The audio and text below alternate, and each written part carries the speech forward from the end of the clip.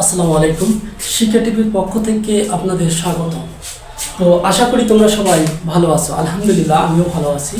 তো আজকে আমি আলোচনা করব এসএসসি বীজগণিত অনুপাত সমতুল্য অধ্যায়ের 11.1 সাতের খ সমাধান নিয়ে।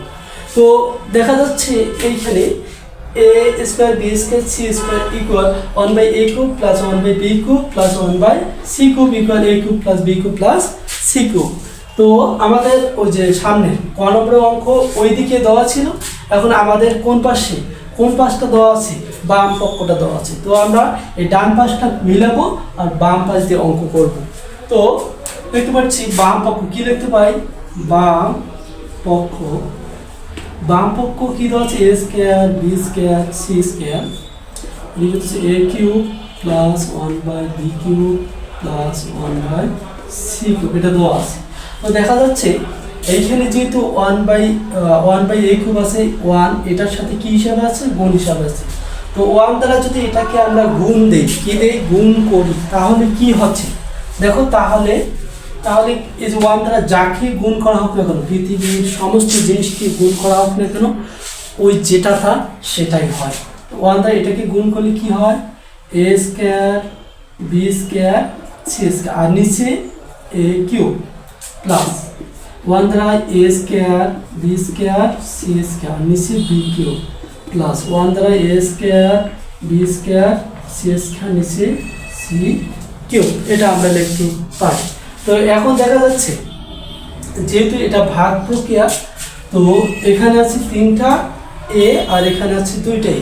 তো 3টা a থেকে যদি আমি 2টা a বাদ দেই, 2টা a কি দেই, বাদ দেই, তাহলে কয়টা থাকি, একটা a থাকি। তো এখানে 3টা আছে, এখানে 2টা আছে, 2টা ভিন্ন হয়ে যায় আর নিচে কয়টা থাকি, দেখো নিচে কয়টা আছে, একটা a আছে, উপরে কি আছে b square c square plus, ঠিক একই নিয়মে এখানে b 3টা এখানে b 2টা, তো 2টা উপরে ফিনিশ হয়েছে আর নিচে b একটা থেকে একটা লিখলাম আর উপরে থেকে a square c square plus এখানে নিচে দেখো একই এরকম, এখান থেকে যদি 2 ফিনিশ হয়ে যায় নিচে c একটা থেকে আর a স্কয়ার b স্কয়ার। দেখো এইখান থেকে যদি a আমি নেই b স্কয়ার, তো এর আগে আমরা একটা প্রথম পর্বে একটা আমার অঙ্ক ছিল, b স্কয়ারের মান ছিল ac, b স্কয়ারের মান ছিল ac, এটা ক হতে প্রাপ্ত তুমি লিখতে পারো, ঠিক আছে, বা ডাইরেক্ট যদি অঙ্কের সামনে লিখে দিতে পারো তাও লিখতে পারো। তো b স্কয়ারের মান যদি ac হয় তাহলে আমরা কি লিখতে পারি, এখানে ac ইন্টু c স্কয়ার, ঠিক আছে, এটা দিতে পারি প্লাস এখানে b আছে a square c, a square এবং c স্কয়ার আছে। তো আমরা ac একখানে লিখে তার উপরে হোল স্কয়ার দিলেই তো দুইটার উপর স্কয়ার হয়ে যায়, ঠিক না, তাই না। দেখো এরপরে প্লাস এখন c যদি লিখি a স্কয়ার তো কোনো মান নেই, a স্কয়ার b স্কয়ার মান কি আছে ac, কি c ac।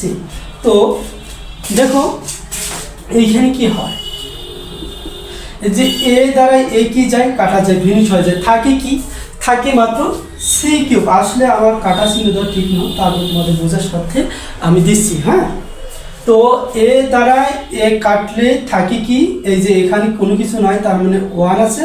আর তোমরা জানো গুণের সময় পাওয়ারগুলো সবসময় কি হয়, যোগ হয়। এখানে একটা আছে আর ওখানে কটা আছে, 2টা আছে, তাহলে c 3টা c কিউব প্লাস, তো এইখানে ac এদিকে তাকাও একটু, তো b লিখলাম, ac মানে কি ছিল, ac মানে b স্কয়ার, ac মানে b স্কয়ার। তো আমরা এই যে b স্কয়ার দেই তার উপর a স্কয়ার, তার উপর a স্কয়ার প্লাস এইখানে ওই c কাটি থাকলো কি a কিউব থাকলো, হ্যাঁ a কিউব। এখন আমি যদি এটা লিখি c cube plus b square আর এইখানে তার উপর পাওয়ার আছে, পাওয়ারগুলো কি হয়, পাওয়ারগুলো যোগ হয়, কি হয়, যোগ হয়। তো পাওয়ার যোগ করি বা গুণ করি, দেখো কত হয়, তো b টু দি পাওয়ার 4 আর b প্লাস ওইদিকে a কিউব আছে, হ্যাঁ, তো a কিউব লিখলাম। তো সমান দেখো c কিউব প্লাস এই চারটা থেকে যদি আমি একটা বাদ দেই, কি দেই, ভাগের সময় পাওয়ারগুলো বিয়োগ হয়, আর এখানে কোনো কিছু নাই, 1 আছে। তো 1 দ্বারা যদি 1 মাইনাস দেই তাহলে বি কিউব, কি কিউব? B cube. তাহলে লিখতে পারি বি কিউব প্লাস এইখানে এ কিউব তে এ কিউব। তো এই লাইনটিকে যদি আমি একটু সাজাই, একটু কি করি, সাজগোজ করি, তাহলে আমাদের এই কাঙ্ক্ষিত ফলাফল চলে আসবে। তো সাজাই হতে a cube plus b cube plus c cube, এটাই কি প্রমাণিত। সকলকে অসংখ্য ধন্যবাদ।